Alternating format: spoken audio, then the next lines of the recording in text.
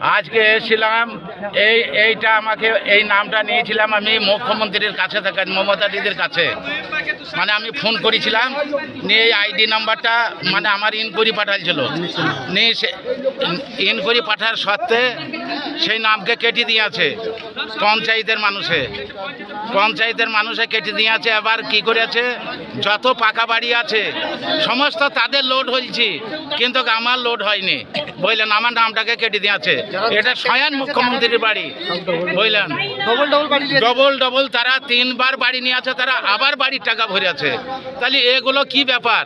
পঞ্চায়েতের এই কাজ কারা করেছে বলে মনে হচ্ছে আপনার? পঞ্চায়েতের কারা করবে? পঞ্চায়েতের মেম্বার করবি, প্রধান করবি, তারপরে আপনার অঞ্চল প্রেসিডেন্ট করবি, বিডিও করবি, এরাই করিয়াছে, আবার কে করবি? মানে মুখ্যমন্ত্রীকে জানানোর পরেও আপনার যে নাম এসেছিল সেই নাম এরা বন্ধ করেছে বলে মনে হচ্ছে আমার। হ্যাঁ, বন্ধ করে দিয়েছে। মুখ্যমন্ত্রীর কাছে থাকায় আমি ফোন নাম্বার মানে ফোন করে নিয়েছিলাম। আমার নামের নাম আছে একজনের, হ্যাঁ আমার নামে নাম আছে, আমার নামটা কি করেছে তার নামে ভরে দিয়ে আছে, আমাকে বাদ করে দিয়ে আছে। কি নাম আপনার? আমার নাম হচ্ছে আলাউদ্দিন শেখ। কোথায় বাড়ি আপনার? আমার বাড়ি রাধানগর, দাসপলসার গ্রাম পঞ্চায়েত। আজকে আপনারা ব্লকে কি করলেন? ব্লকে আজকে আমরা ফর্ম আবার জমা করতে বললে তার জন্য জমা করতে এসেছি।